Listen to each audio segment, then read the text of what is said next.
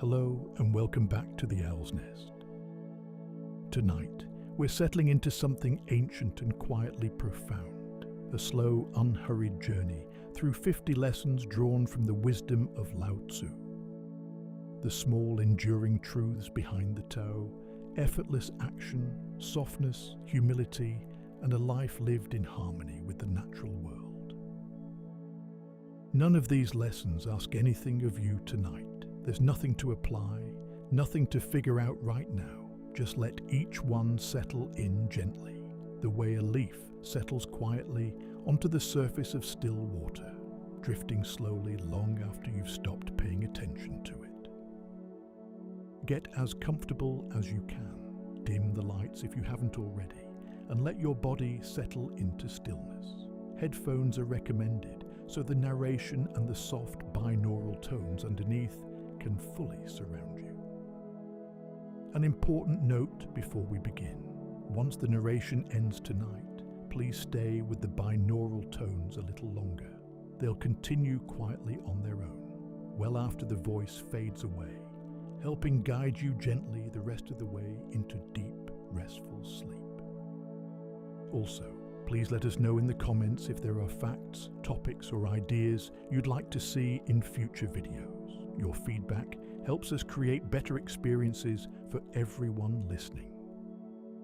Now take a slow breath in and let it go completely. Whenever you're ready, let your eyes close. And we'll begin.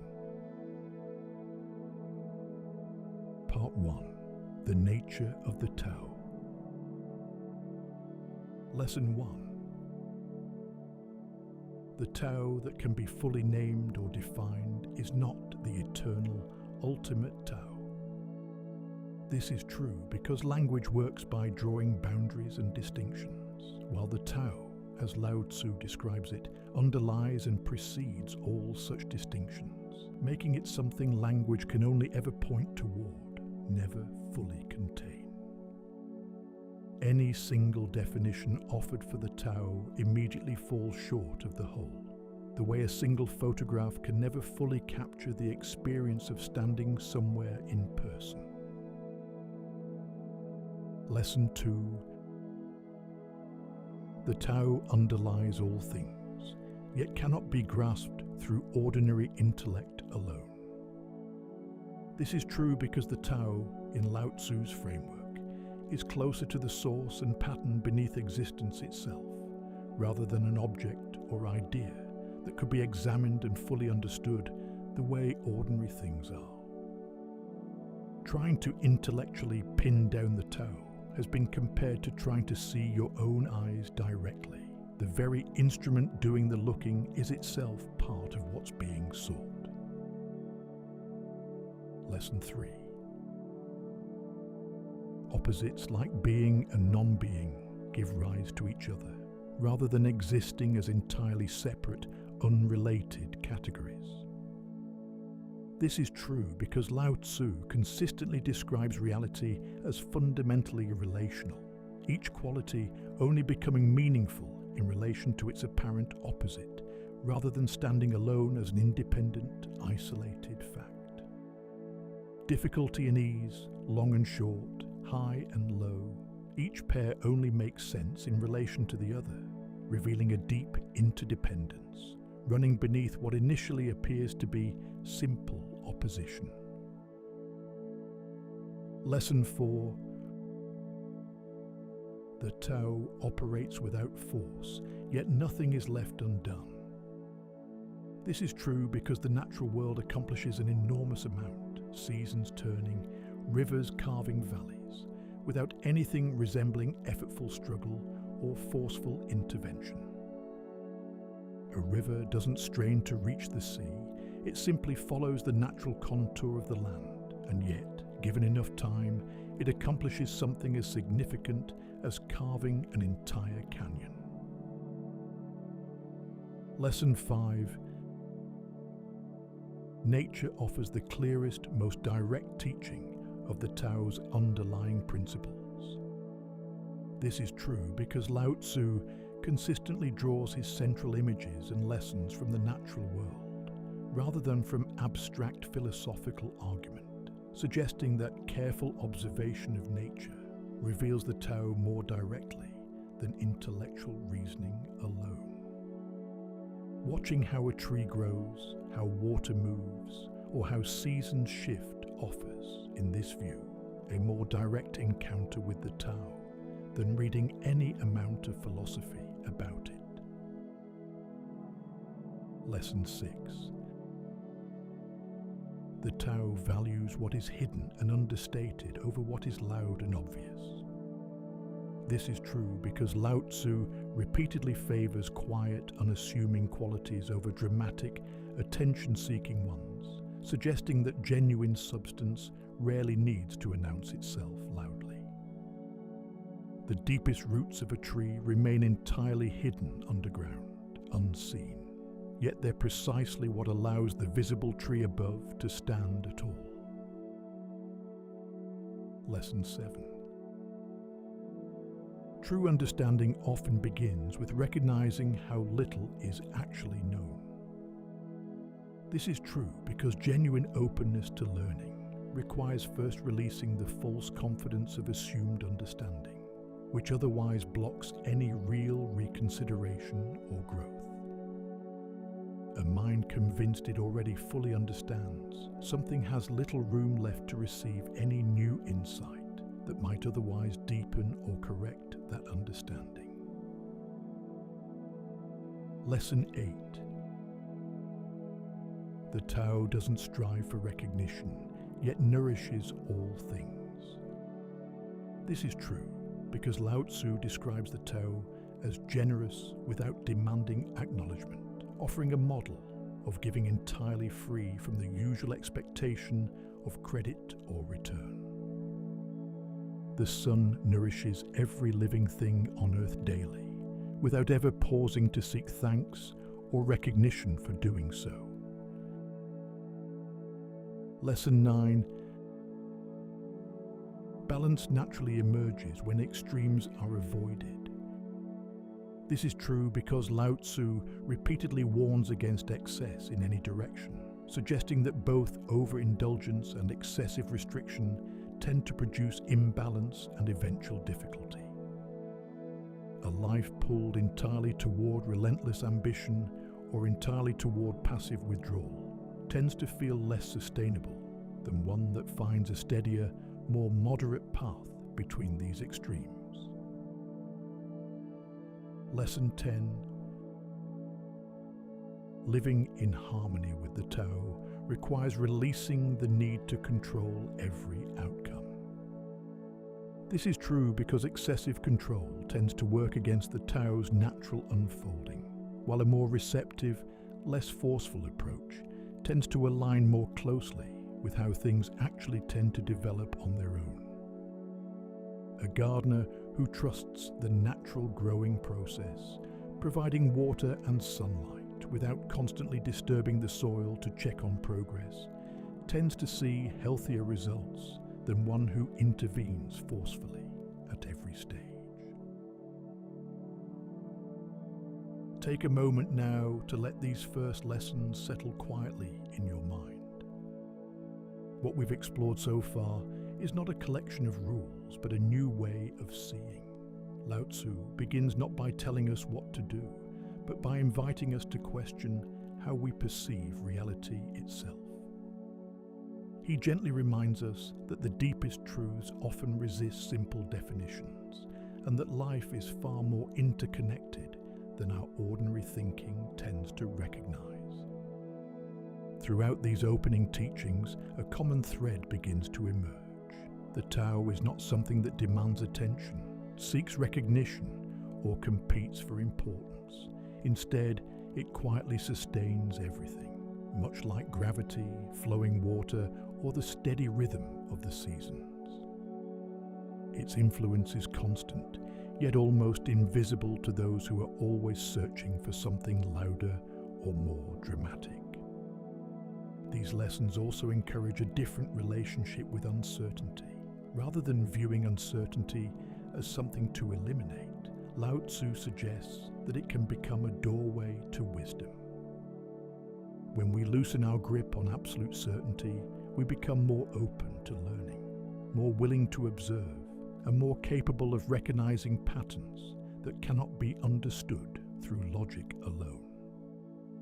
Perhaps that is why nature appears so often throughout these teachings. A river does not struggle to become a river.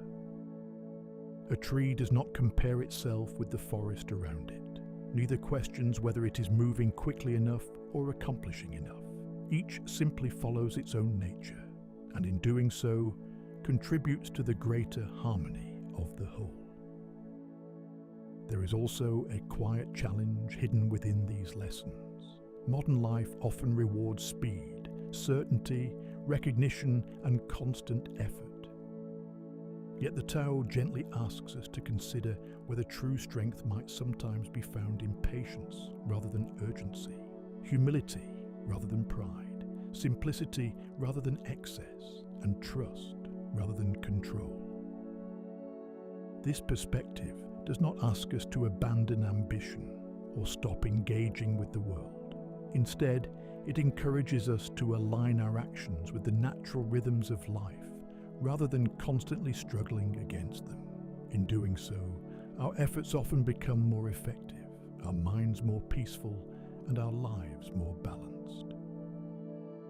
As we continue our journey through the Tao Te Ching, the focus will gradually shift. Having explored the nature of the Tao itself, Lao Tzu now begins to reveal what it looks like to embody these principles in everyday life. Through our actions, our relationships, our leadership, and the quiet choices we make each day. Part 2. Wu Wei, the Art of Effortless Action. Lesson 11.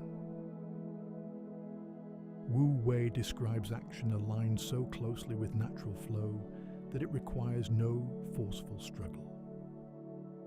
This is true because action taken in harmony with existing circumstances tends to require far less resistance and effort than action forced directly against them. A skilled swimmer working with a current expends far less energy than one struggling directly against it, even though both are equally in motion. Lesson 12.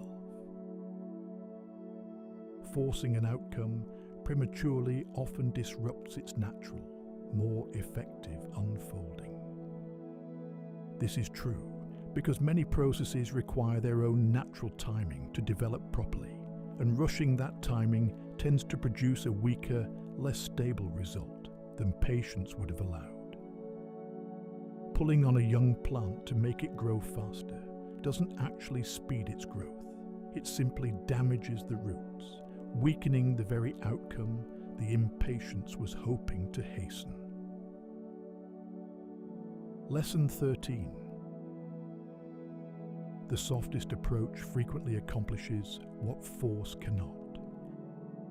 This is true because rigid force tends to meet equal resistance, while a gentler, more adaptable approach can often navigate around obstacles that direct force alone cannot overcome. Water, soft and yielding, gradually carves through solid stone over time, accomplishing something force alone, however powerful, often cannot achieve nearly as completely. Lesson 14. Doing less, but doing it wisely, often achieves more than constant, effortful striving. This is true because scattered, excessive effort frequently produces less than a smaller amount of well-directed, carefully considered action.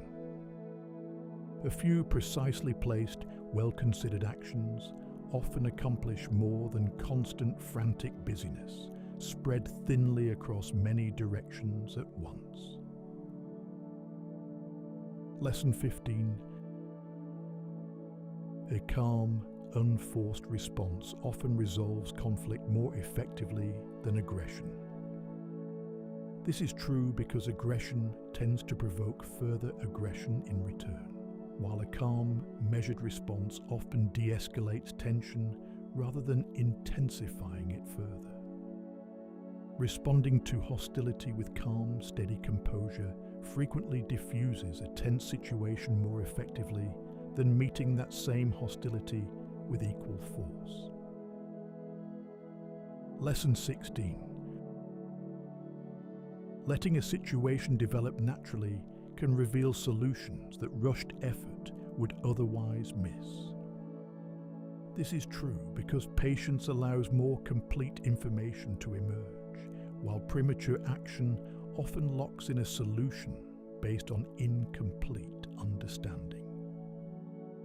A difficult decision, given time to settle rather than forced immediately, often reveals a clearer, more obvious answer than the same decision made hastily under pressure. Lesson 17. Wu Wei is not passivity, but action free from unnecessary resistance or strain. This is true because Wu Wei still involves genuine engagement and effort, simply directed skillfully in alignment with circumstances, rather than forced against them out of stubbornness or impatience. A skilled craftsman still works actively and attentively, but does so with an ease that comes from deep familiarity, rather than through constant effortful strain. Lesson 18. The wise act before problems fully form, addressing root causes early and simply. This is true because small early issues are considerably easier to resolve than the same issues left to grow larger and more entrenched over time. A small leak addressed immediately requires far less effort to fix than the same leak ignored until it has caused significant, more extensive damage. Lesson 19. Overexertion tends to exhaust the very effort it's meant to sustain. This is true because pushing beyond sustainable limits depletes the resources needed for continued effort, often producing burnout rather than the intended lasting accomplishment. Someone who consistently overworks without adequate rest often accomplishes less over the long run than someone who paces their effort more sustainably. Lesson 20. True mastery often looks effortless from the outside, having released the appearance of struggle. This is true because deep skill, developed over considerable time and practice, eventually allows action to flow smoothly without the visible strain that characterizes earlier, less developed stages of learning. A highly skilled musician's performance often looks effortless to an audience, even though it rests on years of earlier, considerably more effortful practice now fully absorbed into natural ability. As we pause to reflect on these teachings, one idea rises above all the others. Effortless action does not mean effortless living.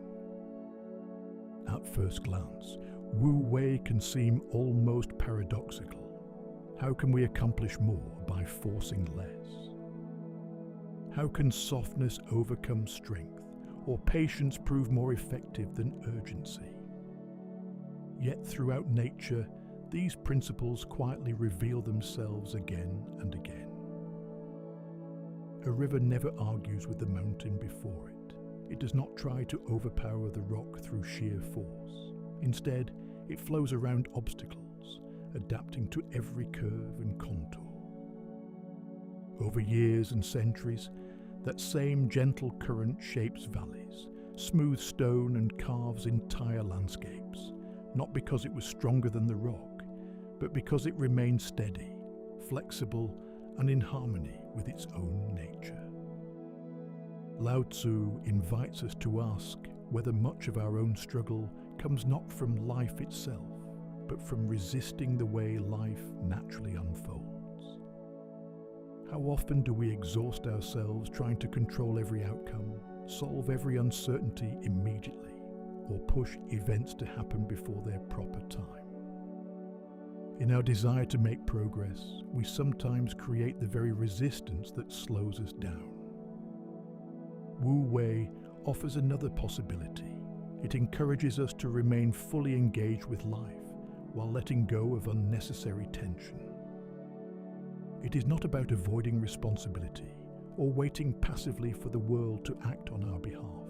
Rather, it is the art of responding with clarity instead of compulsion, patience instead of panic, and wisdom instead of impulse.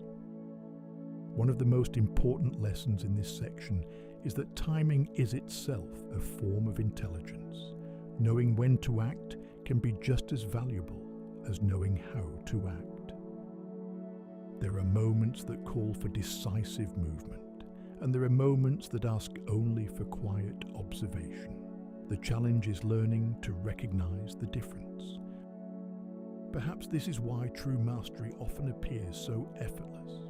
Whether we watch a gifted musician, an experienced surgeon, a master craftsman, or a seasoned athlete, we see movements that appear natural and unforced. Yet beneath that ease lie years of patience, discipline, repetition, and understanding. The struggle has not disappeared. It has been transformed into skill. In many ways, Wu Wei is an invitation to trust the process rather than constantly trying to overpower it. Like a gardener tending fertile soil instead of pulling at the leaves, we create the conditions for growth without attempting to force growth itself.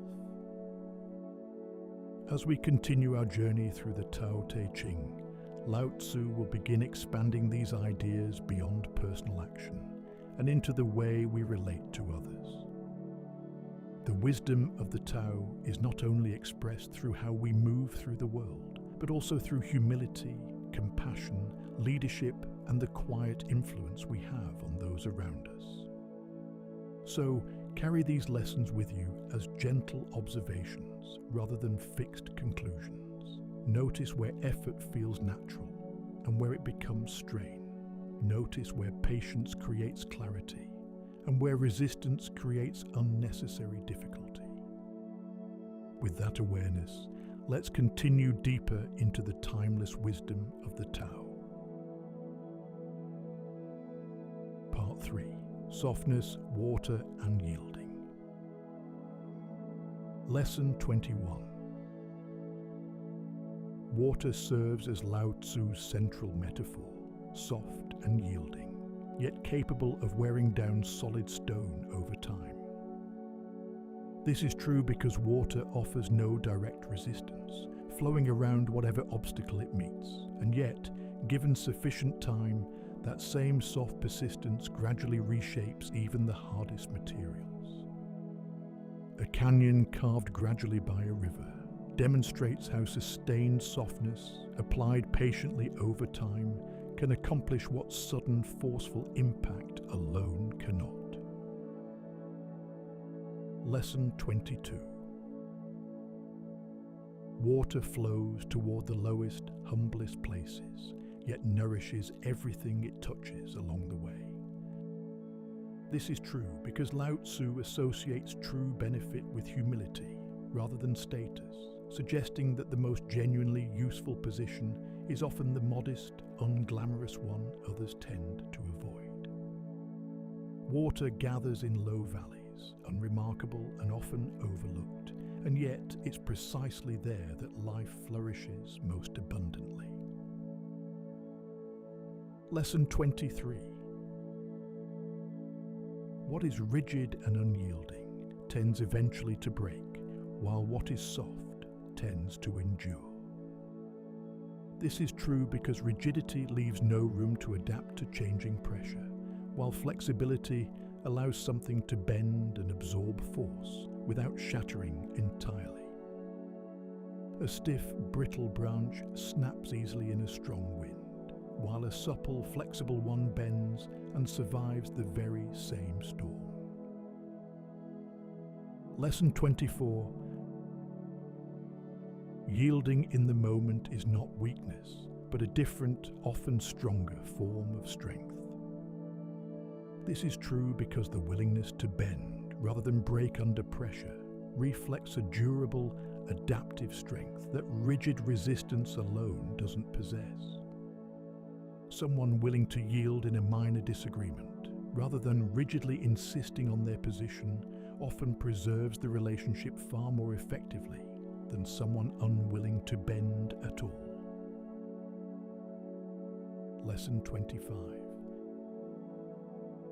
Water takes the shape of whatever contains it, without resistance, yet remains fundamentally itself throughout. This is true because adaptability doesn't require losing one's essential nature. Water remains water whether poured into a round vessel or a square one, simply adjusting its outer form to fit the circumstance.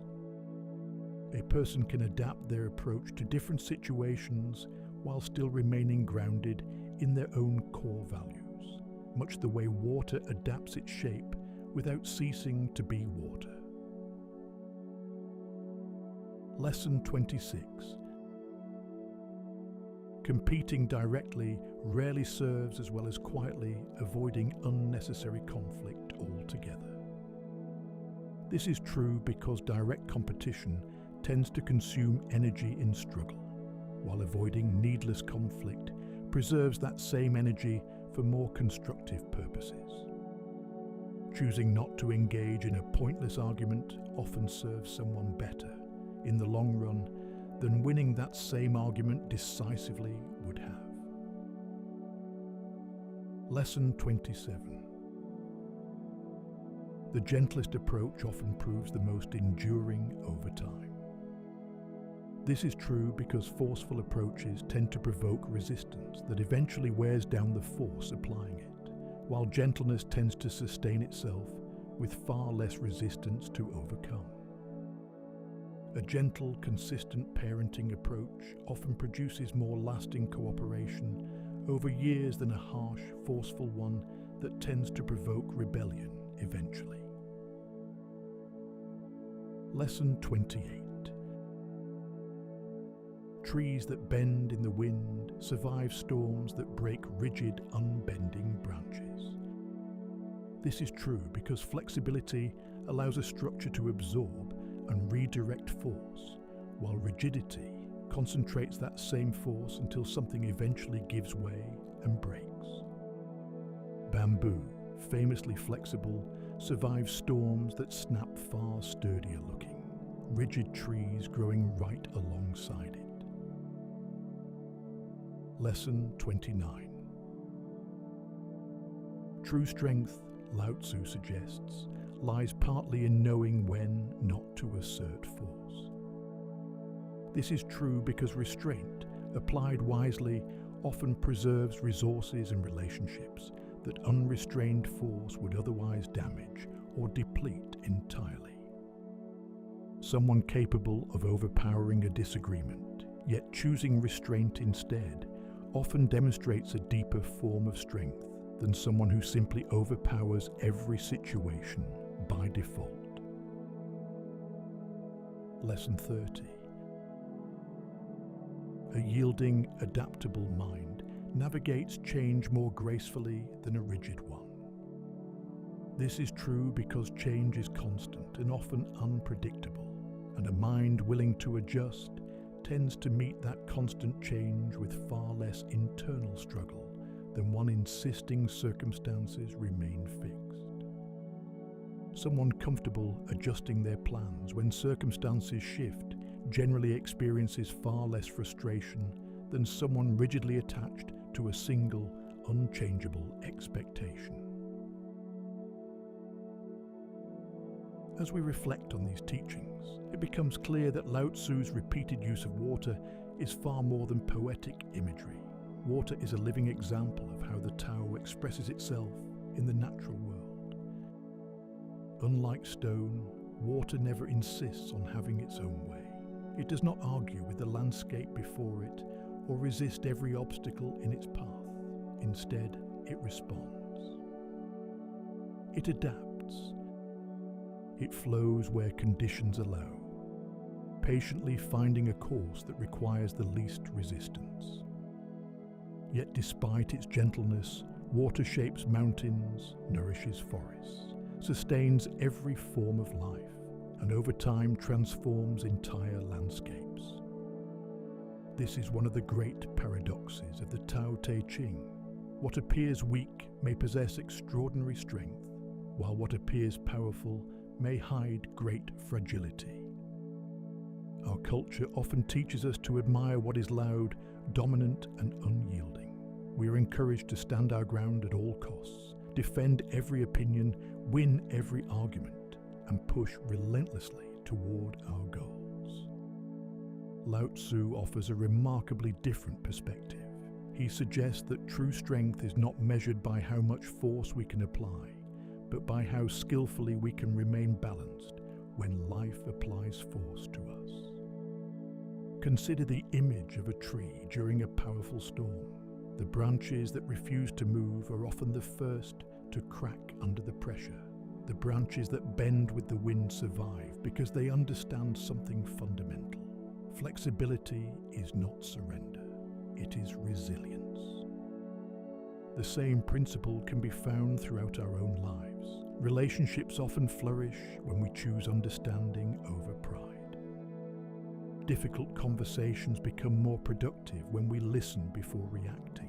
Unexpected setbacks become easier to navigate when we allow ourselves to adapt, rather than clinging to plans that circumstances have already changed. This does not mean abandoning your principles or allowing others to take advantage of you. Water never loses its essential nature, no matter what vessel it enters. Likewise, we can remain true to our values while adapting the way we express them. Flexibility in our methods does not require compromise in our character. Perhaps this is why humility appears so frequently in Lao Tzu's teachings. Like water flowing naturally to the lowest places, humility is not about thinking less of ourselves. It is about freeing ourselves from the constant need to appear greater than others. In doing so, we become more open, more teachable, and more capable of responding wisely to whatever life places before us. As we continue into the next part of the Tao Te Ching, these lessons on softness and yielding begin expanding into an even broader vision of how we live among others. Lao Tzu will explore how humility, simplicity, and quiet influence shape not only our inner lives, but also our relationships, our leadership, and the lasting impact we have on the world around us. So for now, let the image of water remain with you. Notice how it moves without struggle, adapts without losing itself, and transforms the world not through force, but through patience, consistency, and quiet persistence. With that image in mind, let's continue our journey deeper into the wisdom of the Tao.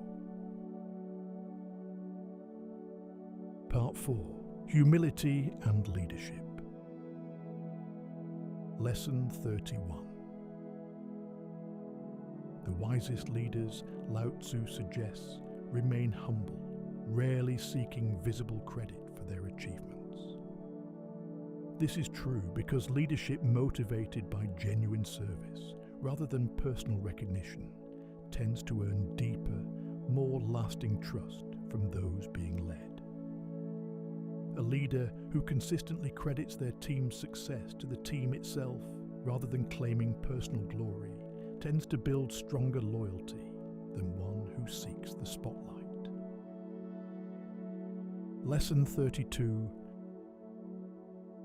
A good leader serves quietly, allowing others to feel they accomplish things themselves.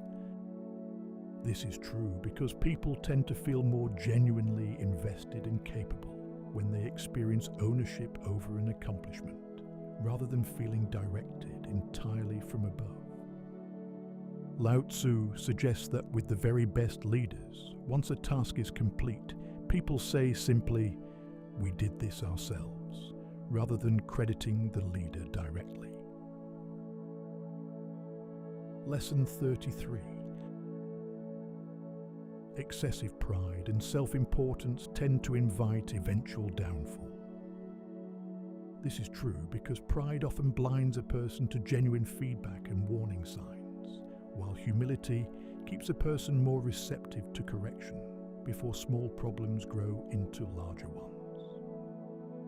A leader convinced of their own infallibility tends to ignore early warning signs that a more humble, self-aware leader would have caught and addressed in time. Lesson 34. Lao Tzu compares the ideal ruler to a valley, low and receptive, naturally gathering support. This is true because a valley, positioned low, naturally receives water and nourishment that flows toward it, much as a humble, receptive leader naturally gathers genuine loyalty and support. A leader who remains genuinely open and approachable tends to gather more honest feedback and more genuine support than one who positions themselves as distant and unreachable. Lesson 35. Leading by example carries more lasting influence than leading through command. This is true because people tend to be more genuinely influenced by observed behavior than by direct instruction, especially when that instruction isn't consistently modeled by the person giving it. A leader who demonstrates patience through their own consistent behavior influences a team more deeply than one who simply instructs others to remain patient without embodying it themselves. Lesson 36. True authority requires little enforcement when it is genuinely trusted. This is true because trust, once genuinely established, produces voluntary cooperation, reducing the need for constant oversight or forceful enforcement to maintain order. A team that deeply trusts its leader's judgment tends to cooperate willingly, requiring far less active supervision than a team operating under suspicion or forced compliance. Lesson 37. Humility allows a leader to remain open to correction and new understanding. This is true because a mind convinced of its own complete correctness has little room left to genuinely receive and incorporate new information or perspective. A leader willing to say, "I was wrong," when genuinely warranted, tends to earn more respect over time than one who never allows that possibility. Lesson 38. The desire for constant recognition often undermines the quality of the work itself. This is true because attention diverted towards securing credit and recognition is attention no longer fully available for the actual task or people being served. Someone focused primarily on how an achievement will be perceived by others often makes different, sometimes worse choices than someone focused purely on doing the work well. Lesson 39. A leader who claims no personal glory often earns the deepest loyalty in return. This is true because generosity in sharing credit tends to be reciprocated with genuine goodwill, while hoarding recognition tends to breed quiet resentment instead. Team members generally feel more loyal toward a leader who consistently shares credit generously than toward one who consistently claims it primarily for themselves. Lesson 40. Restraint in the use of power tends to preserve it longer than aggressive expansion. This is true because unchecked expansion of power tends to provoke resistance and eventual pushback, while restrained, careful use of power tends to sustain stability and trust over a much longer period. Historical examples repeatedly show that overreach, expanding power beyond what can genuinely be sustained or supported, tends to precede eventual collapse or resistance. As we pause once again, we begin to see that Lao Tzu's understanding of leadership is unlike almost any model that the modern world celebrates. Today, leadership is often associated with visibility, authority, influence, and recognition. Success is frequently measured by how many people know your name, how much power you possess, or how loudly your accomplishments are proclaimed. Yet Lao Tzu gently turns this idea upside down. According to the Tao, the greatest leaders are often the least concerned with appearing great. They do not seek admiration for its own sake. They do not dominate simply because they possess authority. Instead, they create the conditions in which others are able to grow, contribute, and discover their own strengths. Their presence is felt not because they demand attention, but because they quietly bring stability, trust, and harmony wherever they go. This reflects one of the deepest principles we've encountered so far. Genuine influence rarely needs to announce itself. Think again of the natural world. The roots of an ancient tree remain hidden beneath the soil, unseen by almost everyone who passes by. Yet those invisible roots are what allow the entire tree to stand through changing seasons and powerful storms. In much the same way, the strongest leaders often provide support that others may never fully notice, creating foundations that allow people around them to flourish. These teachings also invite us to reconsider the relationship between humility and confidence. Humility is not insecurity, nor is it thinking less of yourself. Rather, it is freedom from the constant need to prove yourself. It allows a person to listen without becoming defensive, to admit mistakes without feeling diminished, and to celebrate the success of others without feeling threatened. Perhaps this is why humility and wisdom are so closely connected throughout the Tao Te Ching. A person who believes they have already mastered everything closes the door to further learning. But someone who remains curious, receptive, and willing to grow continues to deepen their understanding throughout life. Lao Tzu also reminds us that power carries its own responsibility. Authority exercised through fear may produce obedience for a time, but authority grounded in trust creates something far more enduring. People may comply because they are forced to, but they willingly follow those who consistently demonstrate integrity, compassion, fairness, and quiet strength. These lessons reach beyond kings, rulers, and political leaders. Every one of us leads in some way. We influence our families, our friendships, our workplaces, and even strangers through the example we set each day. Whether we realize it or not, our actions often teach more than our words ever could. As we move forward, Lao Tzu will continue guiding us away from the pursuit of external achievement and toward the cultivation of inner character. The journey of the Tao is becoming less about controlling the world around us and more about transforming the way we meet it with simplicity, humility, and quiet wisdom.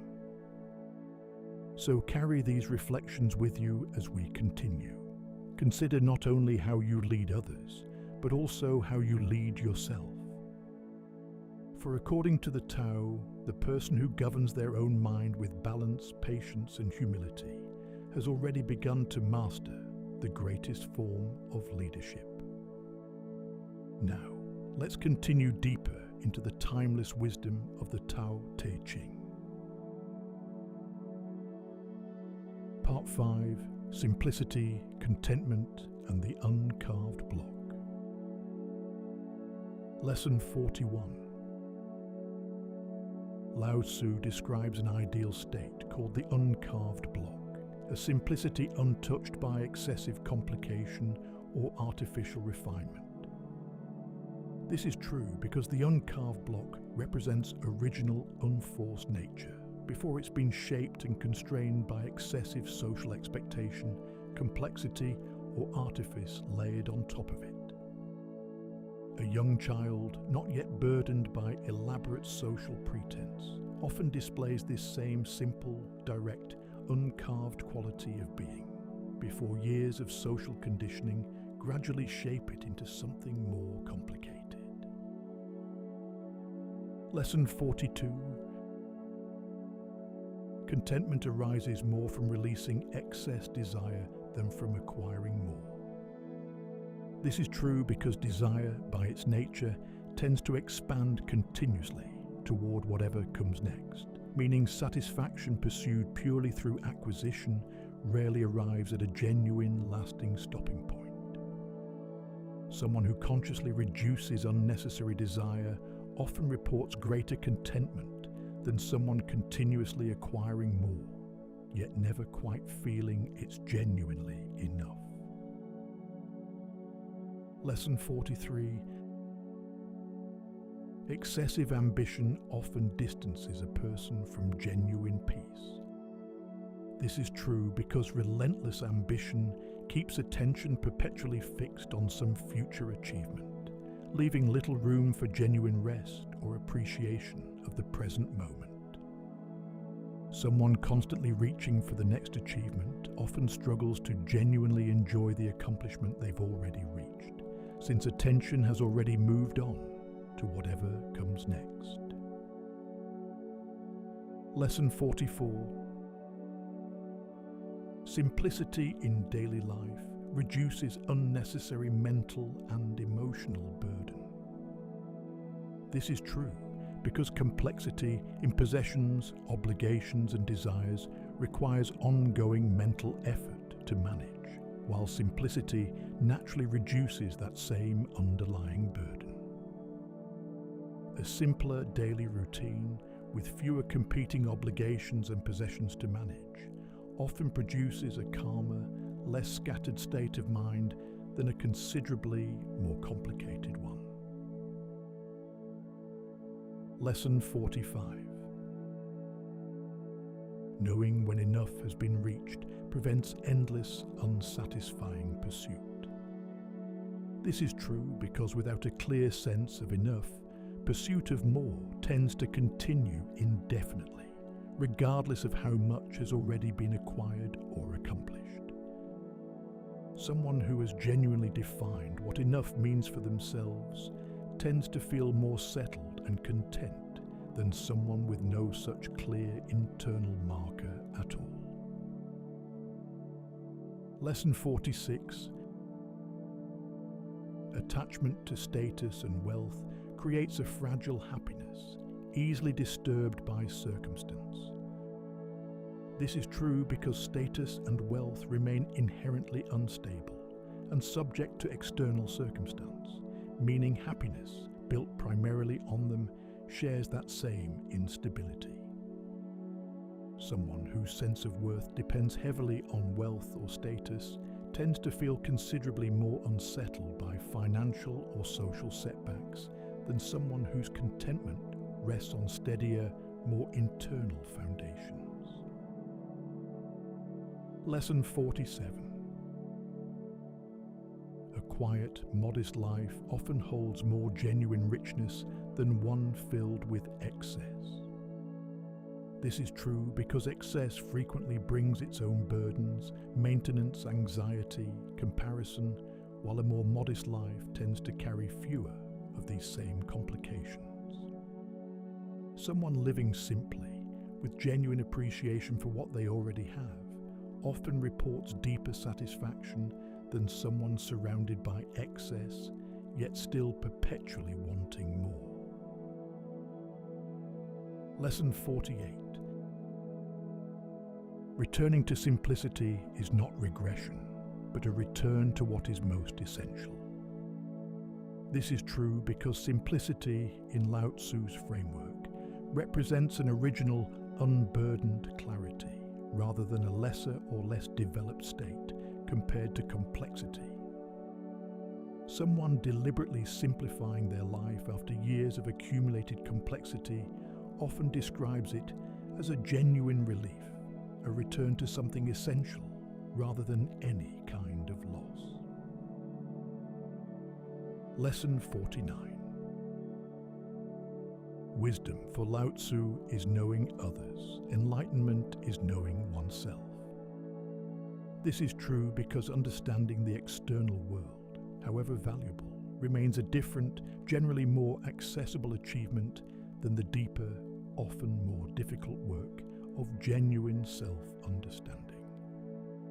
Someone who has spent considerable effort understanding other people, yet has rarely turned that same careful attention inward, still has significant, valuable work remaining by this measure. Lesson 50. Ultimately, living in harmony with the Tao means trusting the natural unfolding of life, rather than forcing it. This is true because forceful control tends to work against the same natural processes that, left undisturbed, tend to unfold effectively and completely on their own. Every lesson explored tonight, softness over force, humility over pride, simplicity over excess, points toward this same underlying trust that life, allowed to unfold naturally, tends to find its own steady, sufficient way forward. And with that thought, gently, we come to the end of tonight's 50 lessons. As we arrive at the final reflection of our journey through these 50 lessons, we find ourselves returning to where Lao Tzu quietly began. Not with a command, not with a destination, but with an invitation to see life with fresh eyes. Throughout this final section, Lao Tzu gently reminds us that many of the things we spend our lives pursuing are not necessarily the things that bring lasting peace. We often imagine that contentment waits just beyond the next achievement, the next possession, the next promotion, or the next milestone. Yet each time we arrive, the horizon quietly moves once again. The Tao suggests another possibility.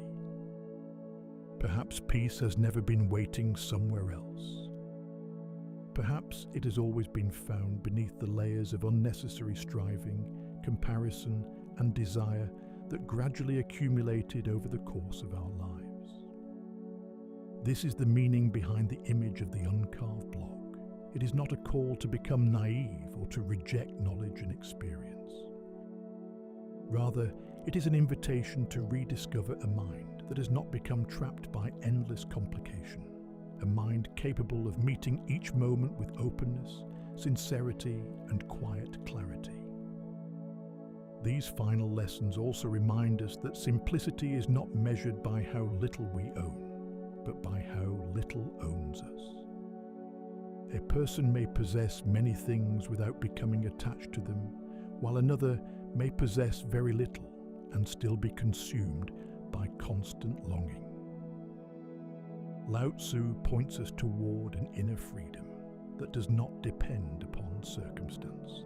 It is a freedom born from knowing what is truly enough. Perhaps one of the greatest paradoxes in the Tao Te Ching is that fulfillment often arrives not by adding more to life, but by gently removing what is unnecessary.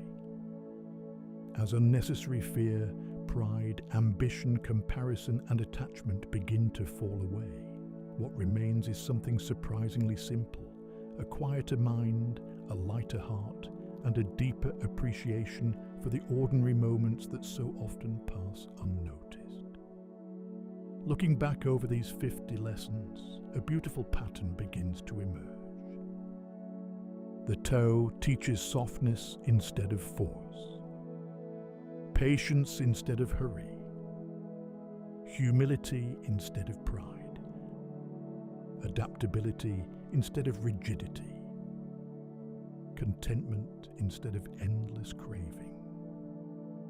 Again and again, Lao Tzu points us toward the same quiet truth. Harmony arises not from controlling life, but from learning to move with it. These teachings have endured for more than 2,000 years because they speak to something universal, within the human experience. Every generation wrestles with uncertainty, ambition, fear, success, failure, attachment, and change. While the world around us continues to evolve, the human heart remains remarkably familiar. That is why the wisdom of the Tao still feels so relevant today. Perhaps you won't remember every lesson from tonight, and that's perfectly all right. The goal was never to memorize 50 ideas. It was simply to plant a few quiet seeds, ideas that may return to you naturally in the days, weeks, or even years ahead. Perhaps you'll remember to pause before forcing an outcome. Perhaps you'll notice yourself choosing patience over frustration. Perhaps you'll become a little more flexible when life changes your plans. Or perhaps you'll simply find yourself appreciating the quiet beauty of an ordinary morning, a flowing river, the sound of rain, or a moment of stillness that might otherwise have gone unnoticed. If even one of those moments happens, then these ancient teachings have already begun to do their work. Thank you for joining me tonight here at the Owl's Nest. If these timeless teachings brought you a sense of peace, insight, or quiet reflection, I'd be grateful if you subscribed to the channel, liked this video, and shared it with someone who may also find comfort in these words. Your support helps this community continue to grow and allows these teachings to reach others who may need them. Now, there is nothing more you need to think about, nothing more you need to solve, nothing more you need to accomplish tonight. Allow the lessons to drift gently into the background of your mind, like leaves floating peacefully downstream. There is no need to hold on to them. Trust that whatever is meaningful will remain with you, quietly shaping your understanding in its own time. As the narration comes to an end, let the gentle binaural sounds continue to carry you toward deeper relaxation and restful sleep. With each slow breath, allow your body to grow heavier, your thoughts softer, and your awareness calmer. May you meet tomorrow with a quieter mind. May you move through life with greater balance.